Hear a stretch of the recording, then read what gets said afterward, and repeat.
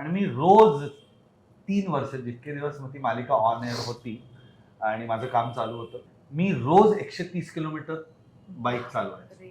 माझं शेड्यूल असं असायचं, रात्री 1 ते 4 झोपायचं, 4 वाजता उठायचं, आवरून 5 वाजता निघायचं. बरोबर 1.5 तास लागायचा खारघर सेक्टर 12 ते मालाड भाटीगाव मड आयलंड पोहोचायला. 6:30ला पोहोचायचो. 6:30 पासून काम सुरू व्हायचं ते रात्री 11:30ला पॅकअप व्हायचं. 11:30ला मड आयलंड मधनं निघायचो आणि घरी यायला 1 वाजायचा, 1.5 तास. 1 वाजता साधारणपणे धपकन बॉडी पडल्यासारखा मी बेडवर आणि परत 4 वाजता उठायचो, परत 5 वाजता निघायचो. असं मी ते 3 वर्ष केलं.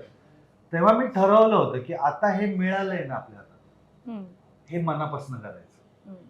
इधर नाही झुकेगा साला भाई. मग मी पाऊस पाण्यात कुठेही बघ ना, अंतर छोटं नाहीये, 65 किलोमीटर आहे वन वे, म्हणून मी 130 म्हणतो. बरोबर. 65 किलोमीटर यायला आणि 65 किलोमीटर जायला. 130 किलोमीटर मध्ये पाऊस, मुंबईतला पाऊस, त्यात मी बाईकवर. काही नाही, कधीही एकदाही गाडी बंद पडली नाही. तेच शेवटी सुद्धा तुमच्या मनात असतं की नाही, मी हे I go through this, I make sure की आय पुल दिस ऑफ. त्यामुळे मी ते करत राहिलो आणि अशी मुवमेंट येते ना की हे का एवढे कष्ट करतोय आपण, पण ते मला करायचंय, I want to do it. मग ते कष्ट नाही वाटत.